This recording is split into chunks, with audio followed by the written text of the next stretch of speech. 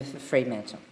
Thank you, Madam Deputy Speaker, and I thank the member for Berowra for bringing this motion forward for debate. It provides an opportunity for members to further acknowledge people in our communities who have made a contribution to the greater good.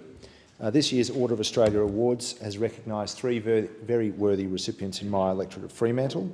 Dr Philip House from North Fremantle has been appointed a member of the Order of Australia for his service to medicine as an ophthalmologist, for his contribution to the work of eye surgery foundations and for his personal efforts in supporting eye health in Timor-Leste.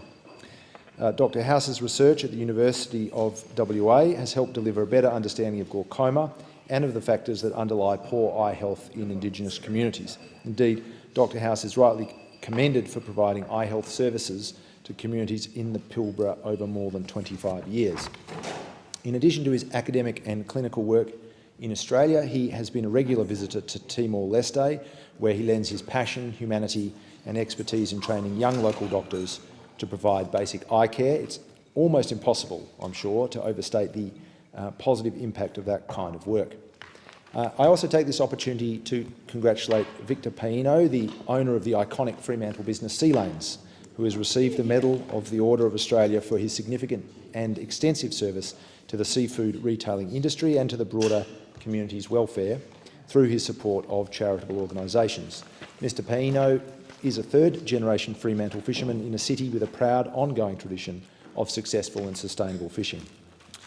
He began working in his family's shop as a 15-year-old and soon graduated to driving the truck that transported freshly caught produce from Esperance to Perth. I can tell you that is some kind of drive to do on a regular basis.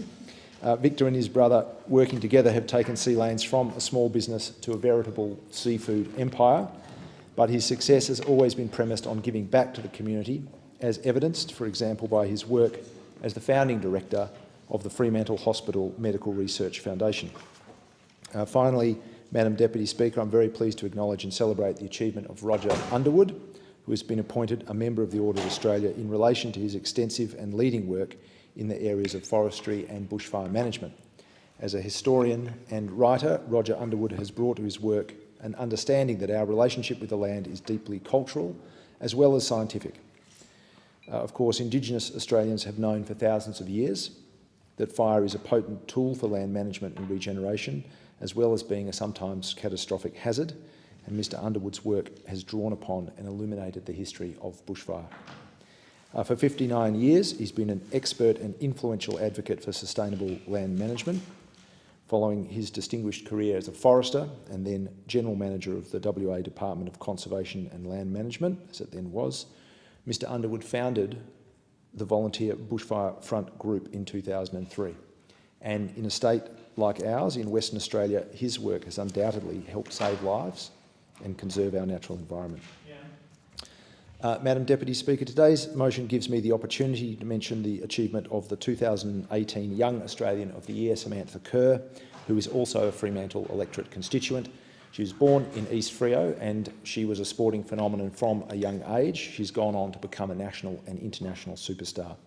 When she was 15, Sam was told that despite her skills, she couldn't hope to play AFL professionally because those opportunities simply didn't exist for women. They do now.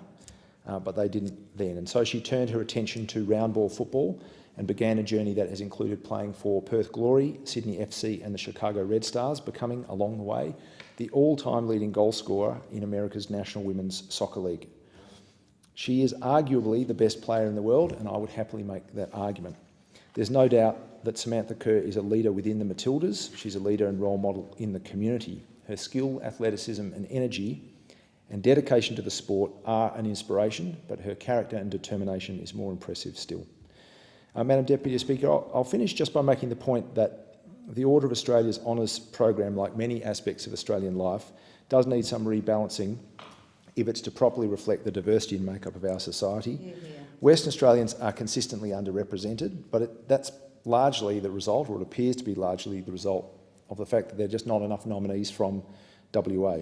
I do also note that across the program, only 1 in 3 award recipients are women, and that ratio is even worse in relation to nominees. So I encourage people in my home state and across Australia to consider the full range of potential award recipients, because I know there are lots of women and men who deserve to be recognised for their contributions to the greater good in many areas of our national life. I thank the member for Freeman.